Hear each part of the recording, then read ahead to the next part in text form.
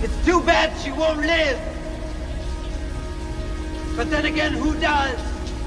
Hello and welcome to episode 4 of the Film Mobcast. I'm Joe and this is Katie. Hello!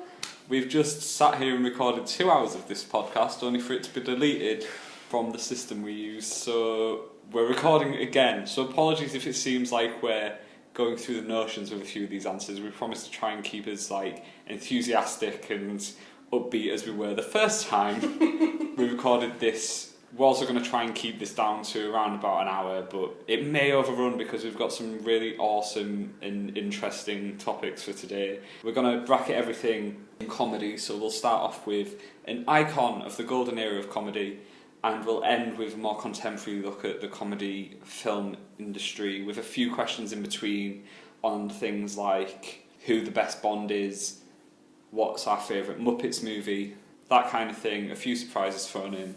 First of all, I'd like to welcome Katie back. She's been on holiday for 4 weeks, so we haven't made a podcast in that time, but we shall be making one every week for the foreseeable future.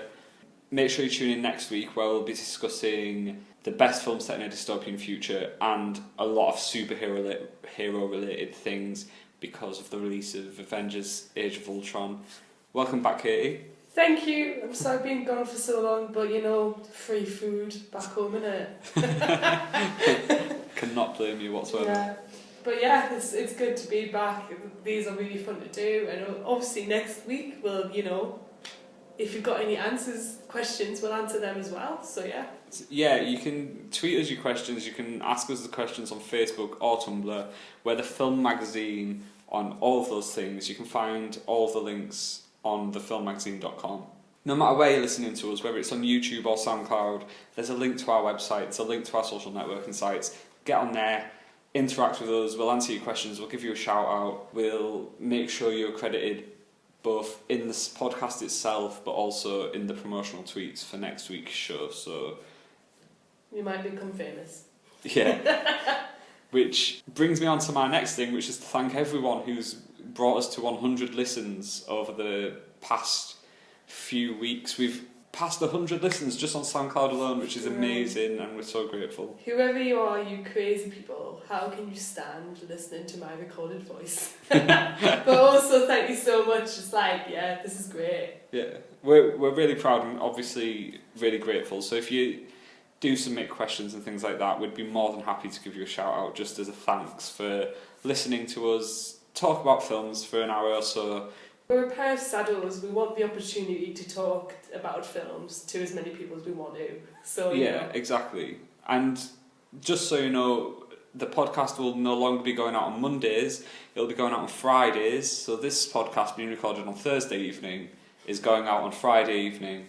But today we're going to be discussing the fact that it's Charlie Chaplin's 126th birthday today. He was born in 1889. We're going to discuss what our favourite moments are of 2 periods of Chaplin's career as an entertainer, director, producer, star, writer, that kind of thing. One of the moments that we're going to share is our favourite moment from the silent era of Chaplin's comedy, and the second that we're going to share is from the talkies that he made. So, just to kick things off, what is your personal favourite Charlie Chaplin silent era movie moment? Well, ironically, despite Chaplin being the master of physical comedy in conditions that were, massive constraints to comedy, I do really appreciate the fact that he was so funny and just doing simple slapstick routines and farces.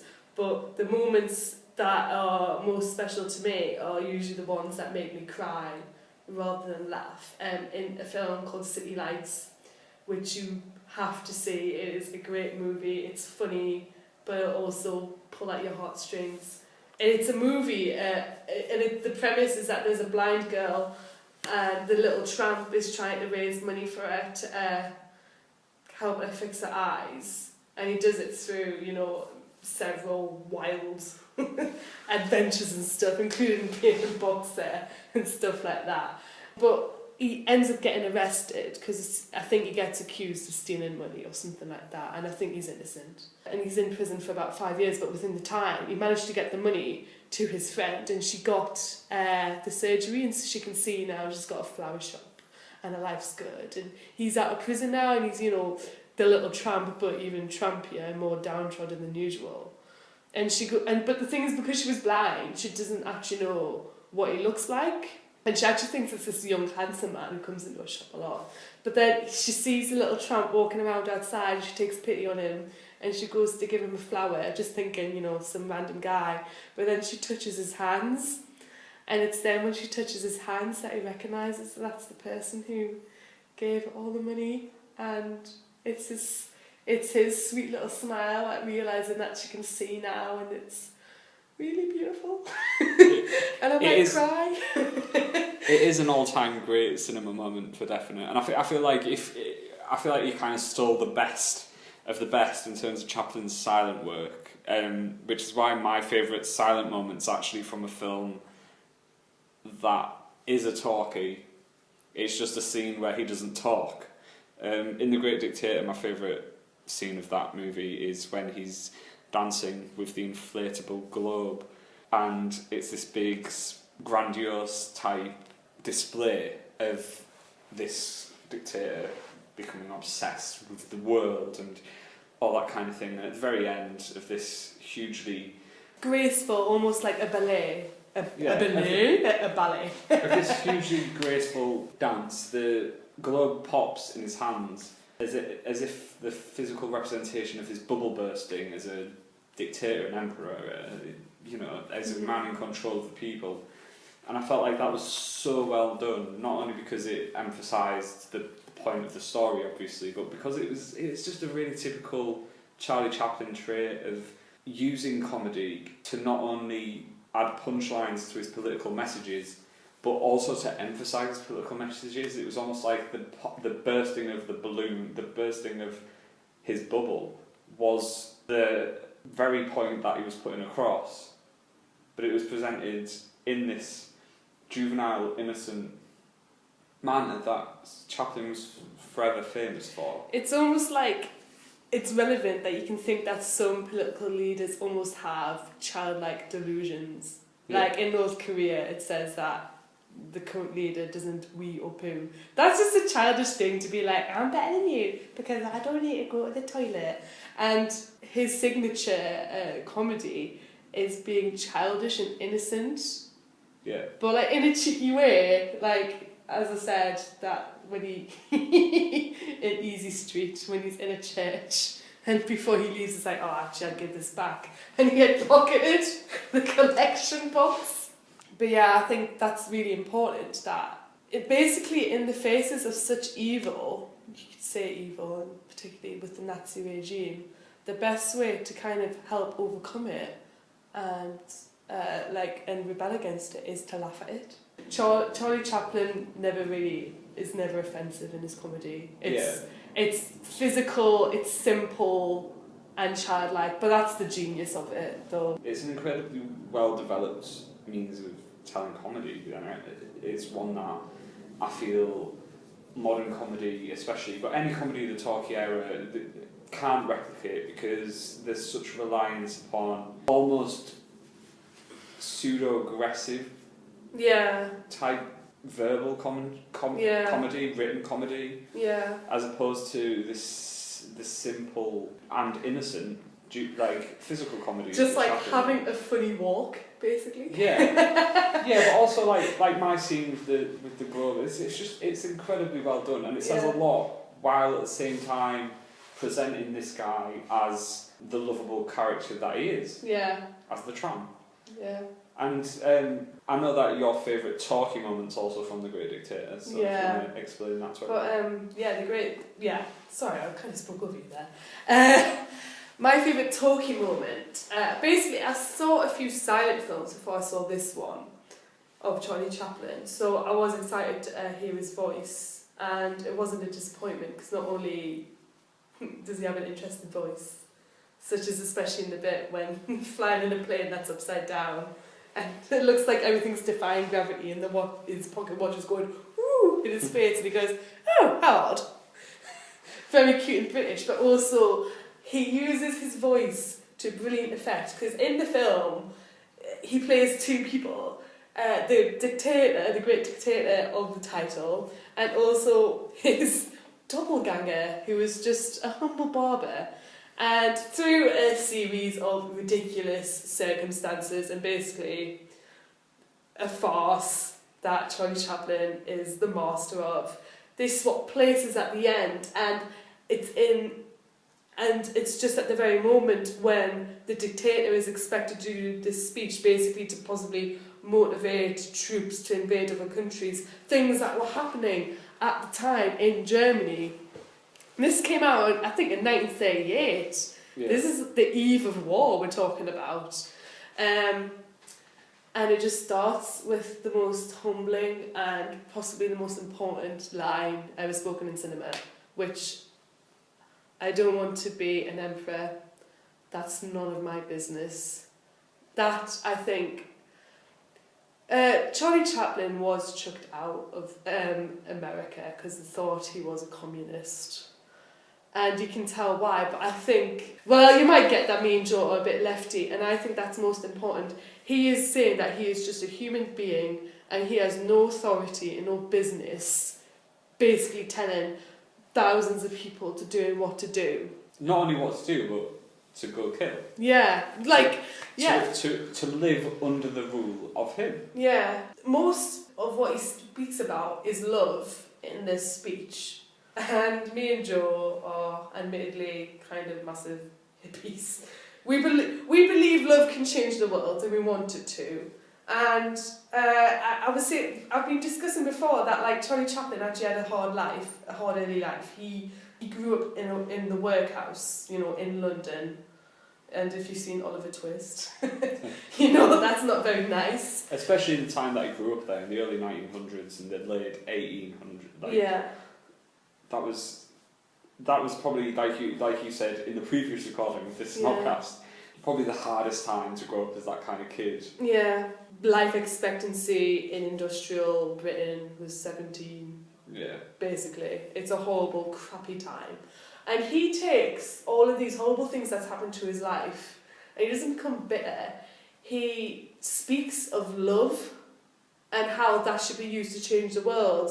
He talks about how love comes more naturally to the heart than hatred, and that only the unloved and the unnatural hate. And he urges the troops to don't listen to these men. These are cold-hearted machine men.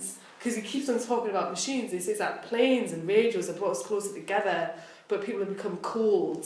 Like, these inventions speak that we want to become close, but you get these few individuals who think, oh, I'm cleverer than everyone else, therefore I'm better than everyone else. He's like, that's not important. What we need is love. And he was like going to these soldiers, don't listen to these machine men, these horrible cold men, who tell you who to kill and who to die for and stuff like that. You're not machine and cattle, you are men. And the kingdom of God is within all men. And God, this bit gives me chills when he says dictators free themselves, but then enslave the people. So you can sort of see probably why America was like, ugh. Yeah, you can, but at the same time, it's like he was almost revolutionary in what he was doing. Yeah, it gives me chills every time I watch it, and sadly, it's still relevant because he says that the suffering that people were experiencing then is simply just the passage of greed, and that dictatorships die with the dictators. But unfortunately, some people live in political regimes which still cause much suffering. So it's sad that the fact that speech is still needed, but I think it just stands to testament that it is ageless. It immortalises it. Yeah, and I think just in so many times, and I do, I've gotten angry about the political situation, and I become motivated by anger and possibly sometimes even hatred at times, and I just think it's so wonderful that someone who could have easily become embittered and angry speaks of love, and actually it's the whole comedy as well. Yeah. He uses his talents to make people laugh. Yeah, which is that's an incredible testament to the man who, like we say, would have turned 126 today. Your example of your greatest spoken moment in a Chaplin film is much more deep and meaningful politically in terms of him as a person than mine's much more filmic type appreciation of Chaplin as a person, as a producer of material. And also as a comedian, yeah. Yeah, and that's probably because I'm a little bit too overly pretentious given my background.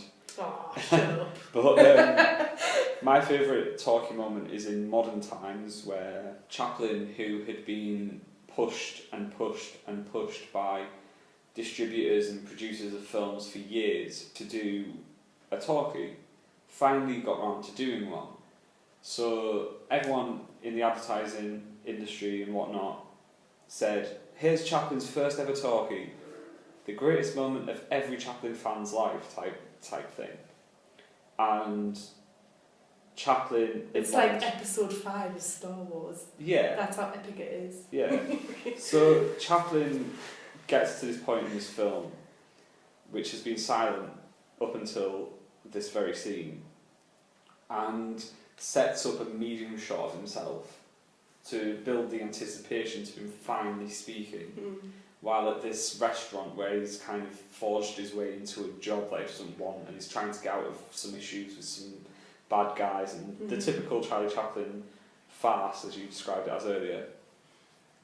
And he proceeds to sing in a made-up language, and I felt like that was genius on so many levels, not least because Chaplin, as he acknowledged himself, was making films for everyone, not just for English-speaking countries, not just for America, not just for Britain. He was making films for everyone, and speaking in an unrecognisable language throughout this song was an illustration of that, as well as an illustration of how he felt it wasn't necessary for him to make a film of sound in the first place. And I felt like that just typifies him as a producer and artist.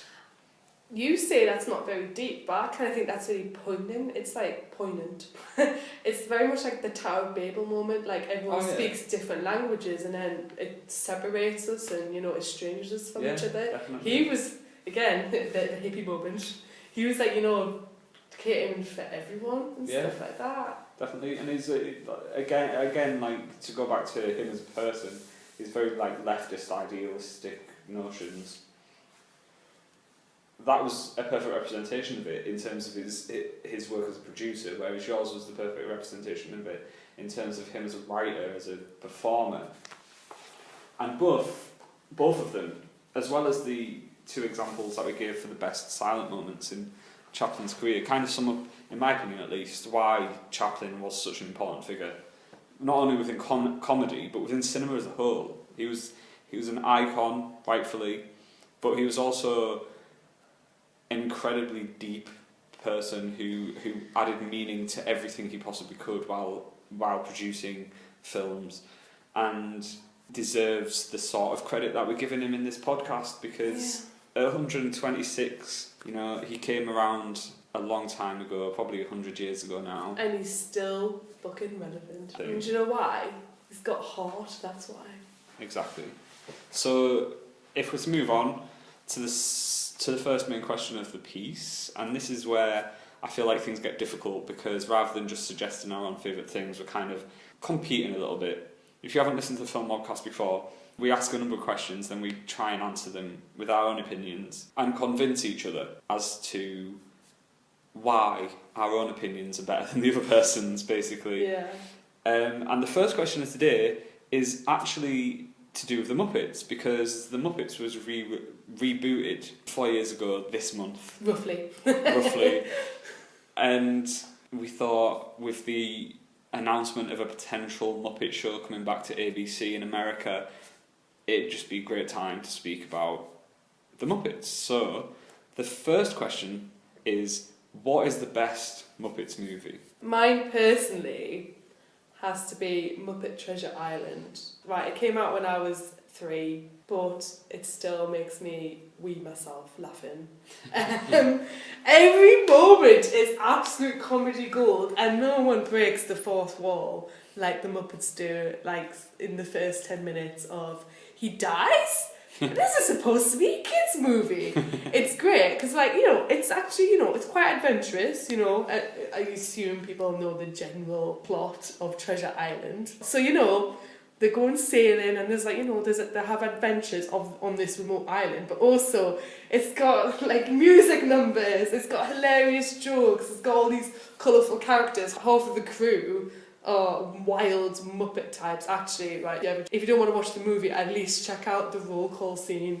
That is so funny. And the thing is, right, some of you I know out there will be massive fans of this, and I could just say, like, random lines that'll make you laugh, like big bug-eyed baby eating ugly face O'Brien.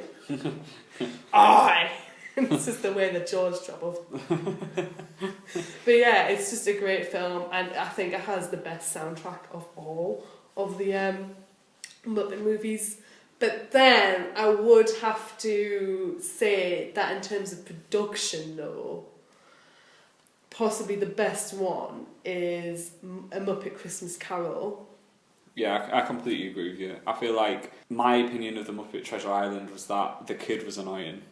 Like he just frustrated the hell out of me, and I'm not necessarily that much of a fan of kids in movies anyway. But he grated on me. It was his voice. It was. I was going to say, was it his girlish voice? No, it's not that. It's not that he was girlish. It was just whiny. You know? I was going to say it was like a. Yeah, and that frustrated me. So like, I do enjoy that film, and I completely get what you're saying. Like, it breaks the fourth wall so well.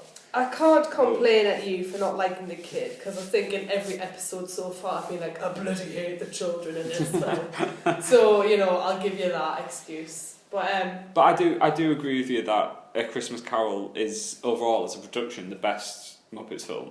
It's scary. Actually, you know what? People might find this shocking, but it's actually the best film adaptation of A Christmas Carol. Like, Michael Caine is the best Scrooge I've ever seen. Yeah, and he's great in that role as well. Yeah. And like, the thing is, it's the Muppets, and it's a Muppets movie, which means that you expect it to, while covering quite adult themes, to still be relatively upbeat and lovely. Whereas Christmas Carol, of course, it is upbeat and lovely for the vast majority. But when there are darker times happen in the movie, they are dark. The ghost of Christmas yet to come, as they call it, is terrifying, and I'm convinced that they stole the design of the Dementors in Harry Potter from the ghost and that. But yeah, it is really scary. But and Michael Caine as well, as a person, as a character in that film, is really scary as well. Well, like, it's our family's Christmas film. We watch it every Christmas Eve. And my mother, she always says that a lot of people who play Scrooge, they always have a bit of a twinkle in their eye of, oh, I'm not really bad. Yeah. And I'll turn out all right in the end. Whilst Michael Caine is famous for his incredibly cold stare. Yeah. So you are convinced that he just really hates Christmas and he hates everyone. So it's convincing, and so like when you see him change, it is shocking, sort of thing. But yeah, it's scary, and also it's the only film based on the book that actually recommends you to read the book as well. So you know, it's like, you know, it's. Sometimes people think that Muppets can be a bit like a low form of art, but you know, it's actually, you know, encouraging children to, you know, explore literature and things like that. Yeah, definitely. Yeah. While I agree that is definitely the best film critically, if you would think of it in terms of its overall production, its writing, its everything, definitely the best film. But my personal favourite is the original of the reboots of the Muppets, which was written by Jason Segel and a few other people, but starred Jason Segel and Amy Adams, was, to me, the perfect meshing of all the previous films and some of the ideas from the TV show into this tribute to what it had been before, while at the same time calling out the people that had rejected it before. There's scenes in the film where they go to TV stations and they're like, No one cares about you, get out. Or Kermit's trying to recruit a celebrity to come onto the Muppet Show, and the people that he's calling are like Molly Ringwald because he only knows 80s people. Yeah. And like the whole montage scene and everything, I just think it meshed together all these things that brought the Muppets to such fame and made a really good, entertaining, self-conscious comedy that was good for everyone, and was in many senses the same as Chaplin in that it was an innocent type of comedy. Yeah, the Muppets. Yeah, it's again I don't think the Muppets will have ever offended people ever, and if they did, I'm sorry. Yeah. it will be news to me. But I think it's also an example of reboots that actually do the thing that fans want. They nod to the things that came before. By the way, mentioning like the TV stations that reject them, doesn't it make you proud to be British? To know that it was us who first aired the Muppets. You Americans claim that the Muppets are yours, but we gave them a home first. But yeah, I do. I actually really like that. That has some really funny moments in it, such as maniacal laugh. I love the scene where the two old guys, what are they called again? Statler and Waldorf, I think. I might have bastardised their names there. Sorry. When he goes, if I didn't know any better, I'd say you were giving away an important plot point. Well, I hope so. Otherwise, I would have bored the audience half to death. No! Absolute genius. Like every time they're in anything, they're genius. But like in that film as well, like their roles are small but used completely to the maximum of their potential, and that's what I love. Like I say, it is a nod, like you said, a nod to the history of the. Which is what fans always want from reboots. When reboots don't do that, as a fan, aren't you a little bit like, on the inside, you feel a bit betrayed. Also, in just in A Muppet Christmas Carol, they're Jacob and excuse the pun, Robert Marley. So they're just the jokes that say it's like, it's great to be laughing again. It's great to be doing anything again. Whoa! More of gravy than of grave. Oh, where did you get that pun? They're great characters. So would you say that they were your greatest characters? Because that's our next question. Who are the best Muppet characters? They're funny, but no. My favourite has to be Gonzo the Great, because basically he's just a weirdo that likes doing crazy shit, and I'm a bit of a weirdo, and he makes me feel better about it because he's proud. He goes out with a chicken, he likes jumping off heights. He's also a very good plumber, you know what I mean? No one knows who or what he is. I love him. He's proud of who he is. He's completely lovable to the extent where when he's in a Muppets film and he isn't very prominent, you kind of like, why isn't Gonzo in this very much? Yeah. And his gravelly voice, which has just remained forever, is definitely like one of his more lovable traits. Mm-hmm. My personal favourite though is Fozzie Bear. He's just, waka.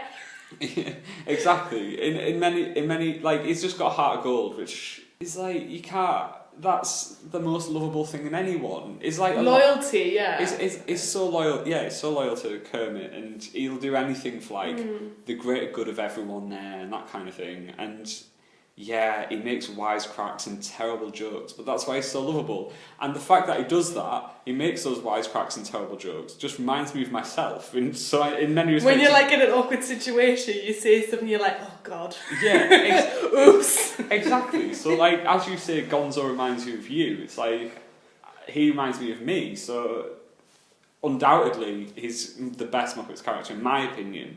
But I can definitely see why you think Gonzo is definitely a close second or maybe third for me personally. Fozzie would be close for me because he has some of the best lines ever. Like in the first movie particularly, when Kermit asks if he wants to join him, and basically Kermit's like, do you want to join? And he's like, nah, I can't. And then like after 2 seconds he goes, all right, you talked me into it. And then of course he's doing stand up at like this really sleazy, dangerous bar, and he like he's not really getting the reaction he wants from the crowd. So he starts off this joke going, there's once a sailor who was so fat And then a fat sailor that's in the crowd smashes a bottle, points at him and goes, "Ah, fat Fuzzy," with which Fuzzy then quietly goes, "And everybody liked him and there was nothing funny about him at all." my personal favourite Fozzie moment is the bit on the first reboot movie where he sees a picture of himself from the first from the Muppet Show in the 70s and turns around and says, "Look at that 70s haircut," and takes off his hat to reveal that he's got the exact same hair now. Like, that's it's just lovable. Yeah. He makes stupid jokes and stuff, but he's completely innocent and completely loyal, and therefore completely lovable, and that's why I like him the best. So, did you know that in The Great Muppet Caper, him and Kermit are supposed to be identical twins? I'm just going to leave that there. Explore that alley yourselves. So, we agree that the best Muppet movie then is A Christmas Carol. Yeah. But our favourites obviously are different. Yeah. And then our favourite characters are Fozzie for me and Gonzo the Great. So yeah, that was our Muppet section. The next question in our list is kind of a huge change of pace and a completely different topic area, and that is, what is the best historical and or religious epic of all time? It's been Easter and the Passover recently, so there might have been a few of these on TV. One that was probably on and would have been on for half the day because of adverts. And as my personal favourite is Ben-Hur. Statistically, in terms of Oscars, the greatest movie ever made. That and Titanic, but screw Titanic. We're not talking about Titanic. Ben-Hur, which... Although Titanic could be classed as a historical epic. But it's not as epic as Ben-Hur. Definitely not. For reasons that Ben-Hur is one of the greatest examples of, like... Because, you know, me and Joe, we're not anti-technology, but we do believe that sometimes CGI, when overused, looks fake as shit. And because of expensive, CGI tends to get overused too much. So it's annoying us a bit. Whilst Ben-Hur is one of those great examples of, you know, using thousands of extras, actually having huge, like, life-size boat sets being made. Boats, and, like, I don't know if they actually used life-size boats when they did things like the crashes, when he's a slave in the galley. But it looks impressive anyway, because it's all model work. Yeah. Sort of like Thunderbirds, how that looks really good, how it's models. And then, of course, the most iconic scene is the chariot race. Which, oh my goodness, so that's all like real people driving those horses, and they're doing some proper crazy stunts there. Like there's a bit when Ben-Hur actually almost comes out of the chariot flipping forward, but then manages to kind of coordinate himself back in, and yeah, it looks like people, and like obviously some stuntmen had to fake being trampled by a load of horses. Like that is like some, you know, hardcore filmmaking there. And then also there's like thousands of extras, and when the race is over, it was an ad-lib moment. All these extras then just poured down off the seats onto the stage and grounds, and then like just went ape shit. And then you actually see one extra steal a helmet. He shakes it in the air as a trophy and then just runs off screen. It's brilliant. So I like it because it actually looks epic. But also I think it's good because it's technically a religious epic. But I think it's compared to, say, a recent example that I think you could probably guess. It's more subtle with its message. The character of Jesus, you never actually see his face. It's just some actor with some seriously healthy looking hair. It's so glossy. who famously appears giving this carpenter giving Ben-Hur as a slave a drink of water, and he appears often, and it's always sort of in the moments when Ben-Hur is at his lowest, such as, you know, he's nearly dying of thirst, when he's at his angriest, because the plot of the film is Ben-Hur's being betrayed by his friend. Which no one ever looks up. The tiles were loose, and someone could have checked that. And no one ever does, and everyone goes to prison. It's shit. Is that he's been betrayed by his friend, so he's seeking revenge, and you can see it's actually destroying himself. It's estranging himself from his family, from his lovers, And when the character of Jesus appears, it's like people are urging him, being like, listen to what this person's saying. It'll help you, like, please. And then it's by the end when he witnesses Jesus' crucifixion. And he's like, you know, this man helped me, he hasn't done anything wrong, blah, de blah, de blah. And obviously, I think most people kind of also get the religious connotations of what's happening. But I think witnessing the crucifixion helps him to reconcile with himself. Yeah. Because he obviously has issues because his family suffered for something that he kind of did. And it's just the moment when you see the blood from the cross wash down from the rain, and it's that moment saying when you know that Ben-Hur kind of is healed himself, and then his mother and sister are also healed because they're suffering from a disease and stuff like that. So I think that's a really good movie because some religious epics can be very explicit, almost in an uncomfortable way, whilst that film subtly preaches the Easter message of redemption and forgiveness. Yeah. So mine is Ben-Hur. Check it out. But as I said, it might be 5 hours long if you're watching it on ITV. Yeah, it's maybe a film that you watch in a couple of parts, or just sit down and get it on Netflix or whatever. I don't think it's on Netflix, but get a DVD and check it out. It's worth it though. It's really enjoyable. Yeah, and it is a great film, and definitely one that I'd have considered for this if Katie hadn't already chosen it. So mine in many respects is kind of like the modern Ben-Hur, in that it is kind of a story about a man trying to heal himself for the regret he feels, and in doing so, in this film, overthrows the Roman Empire and establishes democracy. Establishes democracy among the Romans of the time, and that is Gladiator, and the story of Maximus Decimus Meridius, husband to a murdered wife, father to a murdered son, and played by Russell Crowe, who, in my opinion, is not only better than most people that have ever acted, but is definitely the perfect choice for the role that he's got. If you don't get a boner watching that film, I don't know what's wrong with you. It's so manly. The Gladiator is a film, I understand from what I've heard in interviews and stuff, that it was made without a real direction.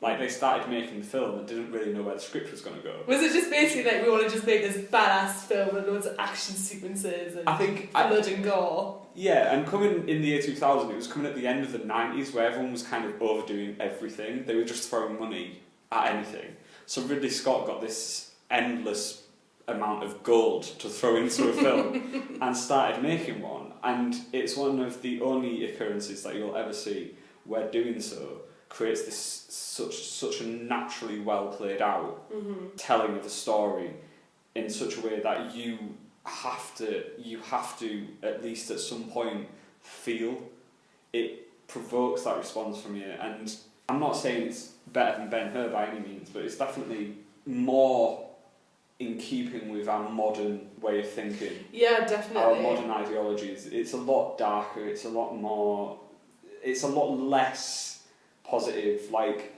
this is a spoiler for those of you who haven't seen Gladiator. A 15-year-old film. We're very unapologetic about spoilers, aren't we? We are, actually, yeah. I apologise for that. If you're annoyed at us, tweet us. The Twitter addresses are on the logo. We also have all of the information on our YouTube channel and our SoundCloud channel, so tweet us.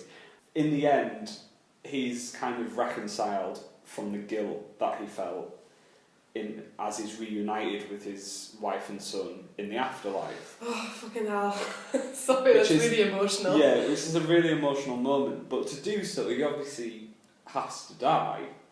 So, like, nothing necessarily works out for poor Maximus. For himself, yeah. Admittedly, I think that is a good point on Ben-Hur, because it is like more modern and like almost it's less pandering. Yeah. And it respects like people as adults that, like, you know, like it does sort of turn out in the end because, you know, he reconciles with himself. He also kind of helps to overthrow a dictatorship, but also it's like, but he dies. Yeah, it's like, you know, life isn't always happy. Like, life isn't always the best it can be, but you can make the best of it in a way. Yeah. Sort of that message, yeah. By 2000, and like even in the modern era now, especially after like in the post 9/11 period of cinema, we've become much more sceptical anyway. Mm-hmm. So like seeing him overthrow an empire and maybe end up with the emperor's sister, Mm-hmm. as was kind of hinted at in the movie at one point, would have been a traditional way of ending it, Yeah. but wouldn't have been in keeping with like these tones that we as audiences now have grown used to, which at the time of the release of Ben-Hur we obviously weren't used to. I would say in the defence of Ben-Hur, in the context that it's parallel with Easter, Yeah. it would have seemed necessary of like that things became good for them. Like they certainly. don't regain the nobility, but the fact that the sisters are healed as well is the fact that like this is the time of like it, like for people who are Christians, this is one of the greatest events that happened, and it's like victory over death. So it's kind of more appropriate that it's the like miraculous healings would happen, and it ends happily ever after sort of thing. Yeah, and I agree completely, but I just feel like tonally, as a film, Gladiator will sit more with audiences of our era because of how it is naturally darker. And I understand why Ben-Hur has to be as it is, but I feel like Gladiator just generally is more gruesome, darker. I think a film there's a film I think that can bridge that is it's a bit more hopeful. It is as hopeful as Ben-Hur, but it's also very human and deals with difficult situations. And is ironically an animation. Yeah, and is also ironically the film that we probably both agree is not necessarily better, but it's certainly an easier and more enjoyable experience to watch. The film that we're talking about, and that film that we're talking about is The Prince of Egypt. The story of Moses, and yeah. It's a DreamWorks animation that is a huge budget film and won many awards. It's got an ensemble cast. It's Val Kilmer, man. Val Kilmer is Moses. Jeff Goldblum, Ray Fiennes, Michelle Pfeiffer. I could go on all night. Patrick Stewart. Yeah, its soundtrack was written and performed by Mariah Carey and Whitney Houston, which again at the time that's like the dream team, isn't it? That is definitely the dream team of the late 90s, and is everything that you'd want from an animation, but also everything that you'd want from a religious or historical epic.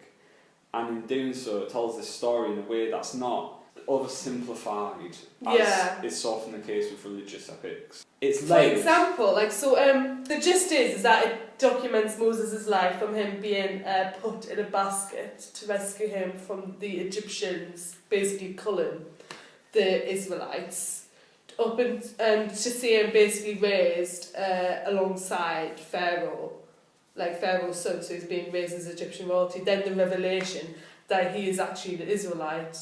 And then him kind of realising that he is the one destined to free the Israelites from Egypt.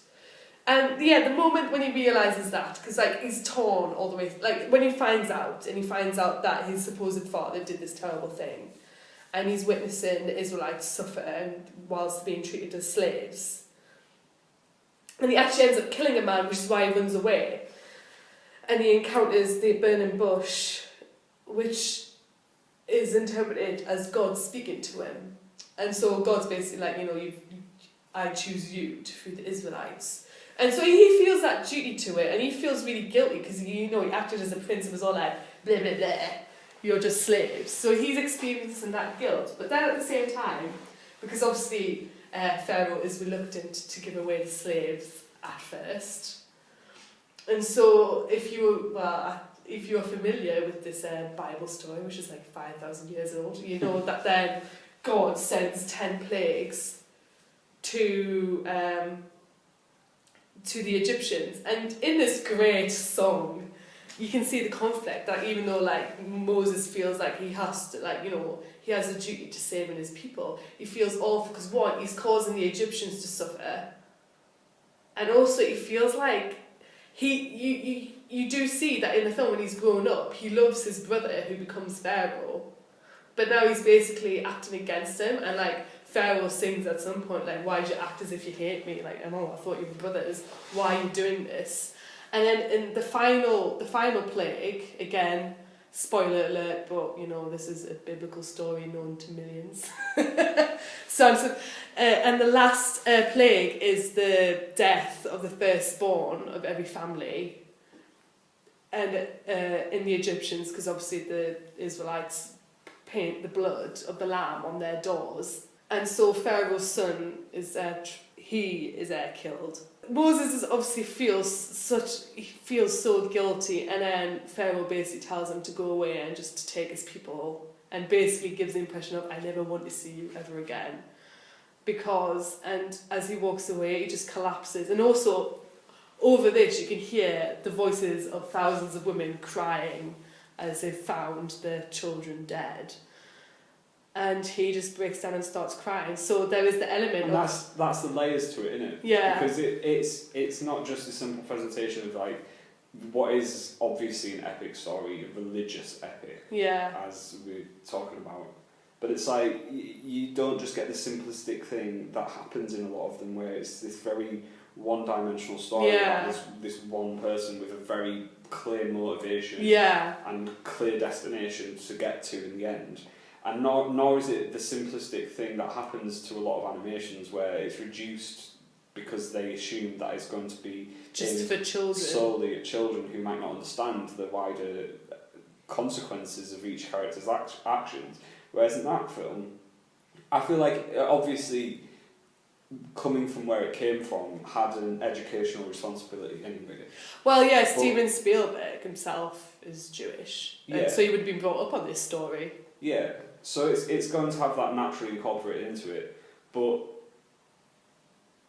overall presents it in such a way that is, at least in our opinion, like fascinating and incredibly entertaining, to an extent where we think it's just as good as Gladiator or Ben-Hur, just in a different way. Yeah. And that's why we wanted to give it a shout out in this question, because it was definitely one of, if not the best animations of all time. I've had a religious upbringing, so I have watched many religious animations, and I can tell you that most of them are shit. They're out, so it's quite rare to see an intelligent one which treats children better than a lot of, like, not just religious animations, but animations in general. Yeah. It treats children as little people, which they are. Speaking of little people, that was a terrible, terrible, terrible transitionary sentence, because the next question on our list is actually about the best James Bond, in our opinion. So this isn't the best James Bond as in the only James Bond, it's the best actor's portrayal of the Bond character. Obviously, I think there's been 5 Bonds or 6 Bonds? 5 Bonds. Six. Just listen to me count quietly in the corner there, excuse me. There have been 6 James Bonds, and we each came up with who we believe to be our favourites, and I'll start off with this point. My favourite James Bond is Sean Connery. He's the original, he's the most suave, he's the most authentic idealisation of the Bond character, in my opinion, of any Bond ever, and it's as simple as that. So also, he is bloody gorgeous. Yeah. Oh. But I have to say, like, sometimes we don't really have a good reason, but I'm going to say it anyway. My favourite is Roger Moore. Mostly because he makes me laugh. And was Roger Moore in the one where he ran over the crocodiles? He might be. Yeah, I think that is a really good movie though. I'm not discounting that movie. I really enjoy that movie. One for general, I think, in which Christopher Lee is the villain.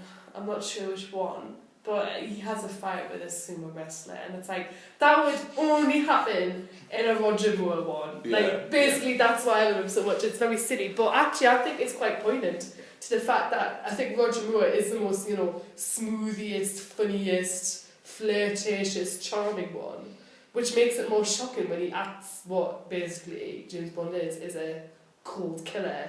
Yeah. I think that's quite a true interpretation of the character, and that suave, that like endearing quality is something that, as we discussed in our first version of this podcast, we're just going to have a bit of a cry there for a minute. that's why it's something that we feel is understandably missing from Daniel Craig's James Bond, but is missing despite how understandable that might be, and is therefore lost to the Bond franchise as a whole. Like, we understand that Bond got recreated in the image of the likes of the Bourne franchise, which was so successful, but general presentation of Bond definitely changed from that of, like, even Pierce Brosnan. I feel like there was Pierce Brosnan's last film, which was Dying of the Day, was unsuccessful in comparison to, like, the previous films or the films that came after it, and that was because audiences had obviously become accustomed to the Roger Moore type presentation of Bond, and it needed to be changed, so I understand that. But at the same time, when I'm watching James Bond, I've been watching for 3 films now. The 4th one will be out this year with Daniel Craig, right? And I'm yet to see Bond. He's getting better. I mean, well, it's Quantum of Solace. Like, the reason why I hate Quantum of Solace is because he was just so like blah, blah, blah, blah, and he was just so un-Bond just by how miserable he was. It's like, no, ask for a martini, okay, and flirt with someone. But yeah, so I agree with you. But I think he's getting better. But like you were saying before, you think it might be the Daniel Craig series is a lot more of an origin story. Yeah, so it's going to be on-screen development of him acquiring these traits that we've come to know and love in the films that are typically set after the Origins movies, and the likes of Goldfinger, which I think is Sean Connery's crowning achievement as James Bond. Goldfinger! Sorry, I couldn't contain myself the time before to not quote Shirley Bassey. And that's why I feel Daniel Craig's Bond is justified in missing such traits, but it's another reason why I feel like I kind of want to see him. I'm constantly looking for them and excited to see them, and then I don't see them, so I'm let down a little bit, and that's basically he's justified, but we're still disappointed. Overall, my favourite James Bond, without a doubt, is Sean Connery, but I do like Pierce Brosnan.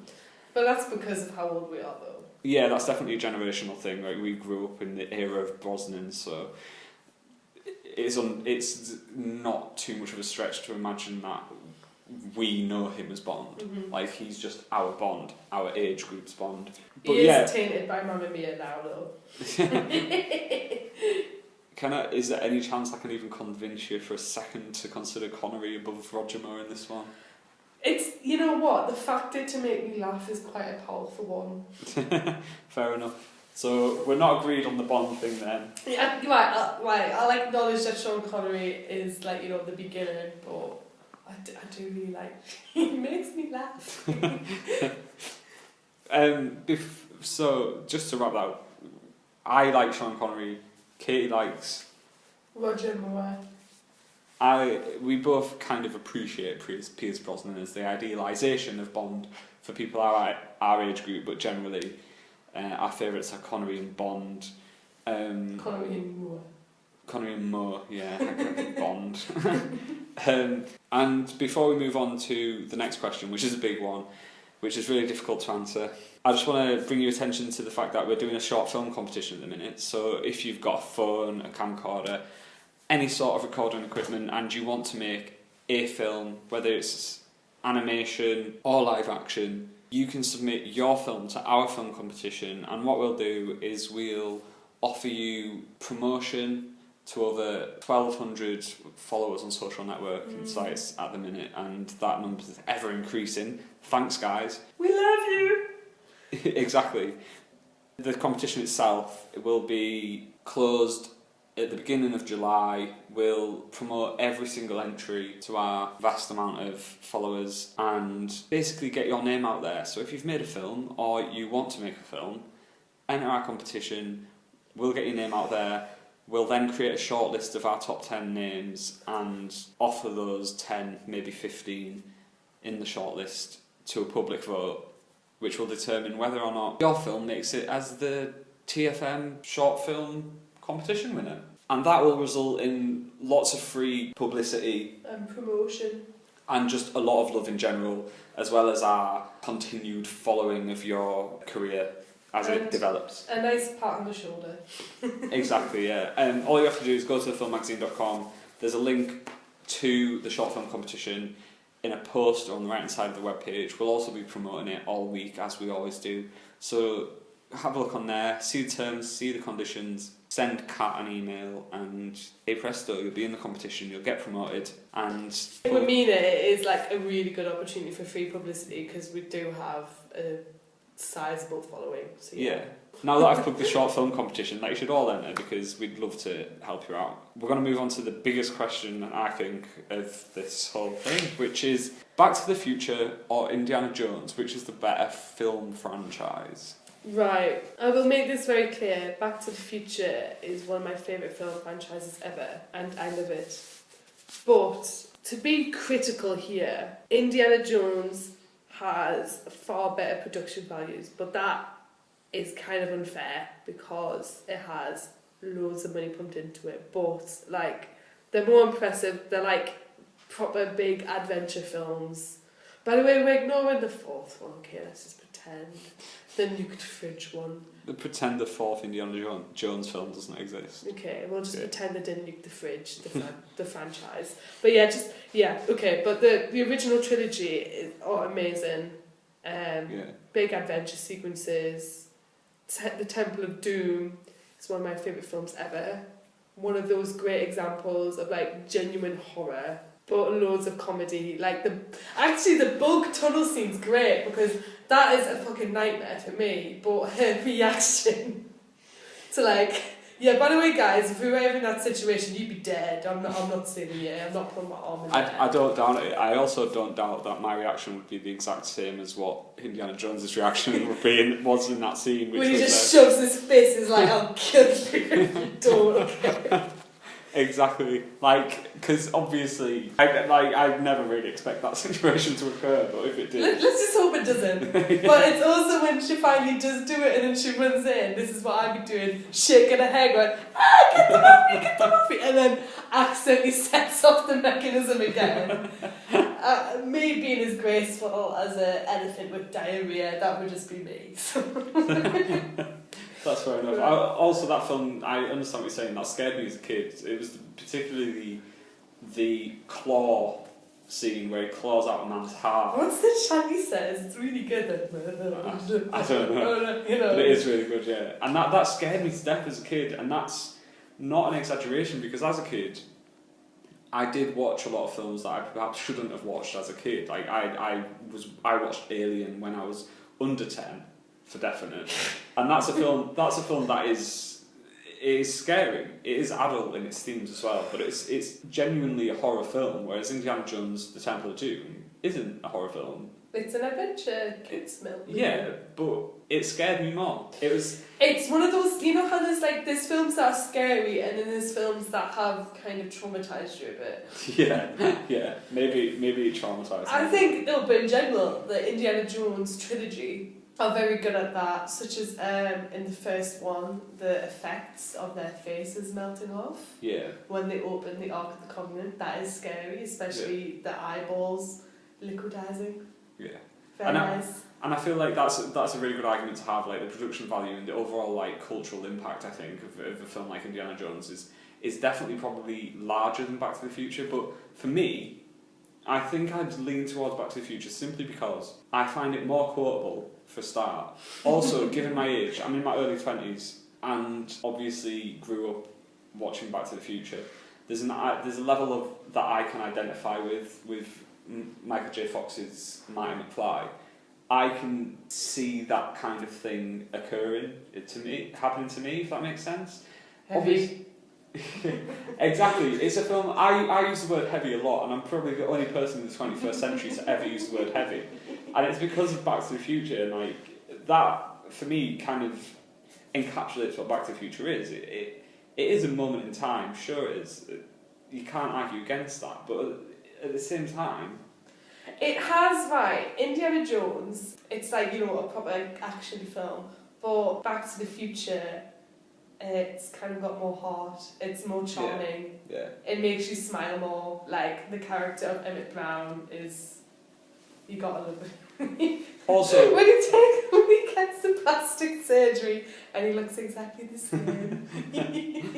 I really like how in the golden era of the teen movie, they made this, what is a teen movie, thrown into a sci-fi. And it just works, doesn't it? just, yeah, like transformed what you can consider as like a blockbuster. Like, how many films have tried to replicate that? We're used to it now, aren't we? But like thinking about it, could you imagine them pitching it? Yeah, like, exactly. We can have Michael J. Fox, but he's friends with this crazy scientist who makes a time machine out of a DeLorean. Exactly, like it's completely out there. But that's why I like it. I think, like you say, I think it has a bit more heart than Indiana Jones. And while Indiana Jones is, like we've already outlined, a bit more significant in terms of its production values and its cultural impact and things like that, Back to the Future is iconic and truly enjoyable. It is, yeah. I will rewatch Back to the Future over and over again, and of the two franchises, Back to the Future is the one that I actually own on DVD, whereas I don't own Indiana Jones on DVD, which is obviously the only argument I can really present. Is I personally like Back to the Future more than Indiana Jones, though I do see why someone would take Indiana Jones as their personal favourite or their critical. I was going to say, it's like I was being professional, because to be honest, I love Back to the Future so much, so I'm saying Indiana Jones, but I've got my arm behind my back twisted. But on one good point, like, of why Indiana Jones is genuinely better, is that it's got Harrison Ford in it. The sexiest man that ever lived. Oh god, that bit in the first one when he's like, she's cleaning his wounds and she's like, where does it hurt? I was going to say something really rude there, but I won't. There might be small children listening. I doubt that after the amount of F-bombs we've dropped. Oh well.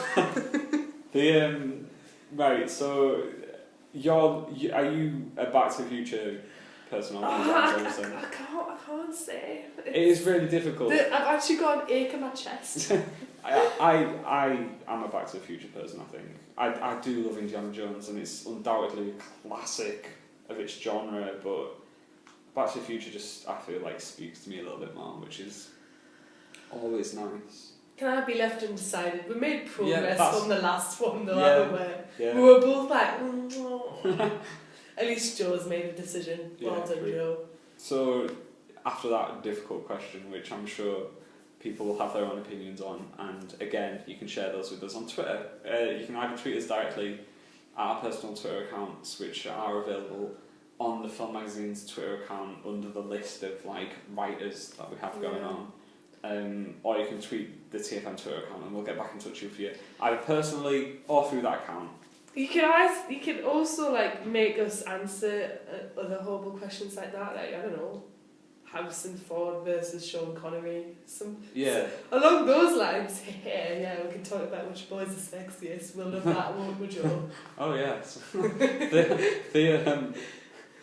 Exactly though. You can submit whatever questions you want, and we'll give you a shout out not only on the podcast, but we'll give you a shout out in all of the promo for the podcast across our various social networks, and basically get your name out there. So you'll have our eternal love. We like talking about films. Exactly. Yeah. We're nice people underneath all this. Well, that's what you get when you get two Northerners making a podcast. Right. So I'm like Ricky Scott. Shut up. I don't care if you're cold. Do the scene again in the water. So, like, going back to comedy and the whole thing with Chaplin, is that he was the golden boy of the golden era. Obviously, it's debatable given that there was a lot of classic actors. Buster Keaton. Yeah, just to name one. We thought we'd round off things with a quick discussion about what we feel are the best 21st century comedies. We have a list here that I'll keep making reference to, but what's your personal favourite? Off the top of my head, In Bruges, which is a very dark comedy, and we made a bit of a short list, and a lot of the films we mentioned are sort of like Judd Apatow films and films with Will Ferrell, which I'm sure you know the kind of brand of humour. But I think In Bruges is the best one so far of the 21st century, because I do love that kind of humour. Everyone knows how much of a puerile sense of humour I have, but In Bruges I think was very refreshingly different and clever, and as I said, British and Irish. No, this is actually what Joe says. Sorry, I'm stealing your quote. But British and Irish people, we think, makes possibly the best dark humour movies ever. I feel like they're not only the best dark humour movies, but no one makes them in the same way as us. The British and Irish filmmakers make them in such a distinct way that you watch that film, and even if every character was American in them, you'd know that it was a British or Irish production. I made this point originally in my review of Frank, which was the Michael Fassbender Irish independent comedy starring Brendan Gleeson, who was the star of In Bruges, his son Domhnall Gleeson, I don't know how to pronounce his name, because that's exactly what it is. These people who make these movies are presenting a type of comedy that is universally accepted, because these are hugely successful films, but they're generally very specific situations locations. they're in are like totally inappropriate for humour. Yeah. Like In Bruges is specifically about gangsters. Yeah. And the cracking out the most hilarious lines is one of them gets shot in the foot. Yeah. You were going over a bit Powell on me. It's definitely an example of how well a film can do with top quality writing, because it is writing and performances in that film. Oh, but by the way, when I say moments which are inappropriate, I don't mean that they then go on and be offensive. It's what they do is to turn it on its head and make it funny. Yeah. Like the whole him talking about how In Bruges is his hell, and he's possibly dying at this point, but his internal monologue of, this is my punishment. I'm just sort of resigned. Oh, great. Yeah, which I think that type of passive attitude is something that is only in the English speaking world is only a British and Irish thing. Yeah. Everyone always makes fun of us as British people for orderly making cues, for example. Even when we're really angry, we'll queue up to tell them our anger, that kind of thing. And I feel like that's a very British and Irish trait, which these films obviously make wonders out of. And I definitely comedic genius. My personal favourite though is actually an American film, and honestly, I think I'm justified in judging this as the best comedy of the century, because it's the only one on this list, to my knowledge, that got nominated for Oscars, and that is Tropic Thunder. You know what? That is a close second, anyway. And you know that this is our group of friends. This is our friends' film. Yeah. On nights out when we have free drinks, we're like, we watch this, and we've all got our favourite line in it, and we're like, shut up, it's my line coming on. Yeah. Whilst we're watching it, it's great, but it's just got. Overall, it's an ensemble cast of people that. Yeah, it's led by Ben Stiller, who also directs it and produces it and writes it, and Robert Downey Jr., and those are the two central characters. But underneath that, you've got Jack Black, Matthew McConaughey, Tom Cruise, Bill Hader, Nick Nolte, Steve Coogan. Yeah. Classic, really, really legendary comedy film actors. And I think in the group in the list that we made, particularly ones like you mentioned, 21 Jump Street and This Is the End, they're very self-conscious brands of comedy. Yeah. But this is a movie about making a movie. Yeah. It is. I'm the dude playing the dude disguised as the other dude. So how much more can you get self-conscious for it? I mean, The trailers themselves. Yeah, the opening trailers, if you've never seen Tropic Thunder before, may throw you a little bit because you may be trying to understand whether these films are real or not. I know I certainly was. My little sister did ask when the Fatties 2 was coming out when she first saw it. Exactly. More babes. Yeah, I'm disappointed that's not a real film. But that's definitely my favourite. I just want to reiterate a few of the other ones that are on our list because there are some comedy classics. Yeah. So other than Tropic Thunder, what I voted, and In Bruges, which is the choice of Katie, there's also the Will Ferrell movies, Anchorman, Step Brothers, which are both iconic in different ways. Specifically, Anchorman, I feel, is definitely one of the era defining movies. It's good, but in Step Brothers, they lick white dog shit. And also there's that really poignant ending scene. Son, you're 17 years old, stop being a fucking dinosaur. Then Bugs and hoes. Then we had 21 Jump Street and This Is the End, as Katie referenced. We got Zoolander. Oh, sorry, that was supposed to be a pouch. Borat, which was the Sacha Baron Cohen film. Bridget Jones's Diary, Bridesmaids, which I feel deserves a special shout out. Austin Powers 3, Shaun of the Dead, Hot Fuzz, Four Lions, In the Loop, Snatch, The In-Betweeners movie, 40-Year-Old Virgin, I Love You Man, Knocked Up, and Zombieland. And if we've missed out your favourite comedy, please let us know. We did kind of formulate this off the top of our head with very minimal research, so we're bound to have missed out something that's notable. But these are ones to us which are the greatest. But it's especially important for us because of our age. These are all coming of age comedies, and also some of them are more special in our hearts. For example, me for Borat and Hot Fuzz, it's because I snuck in the cinema underage.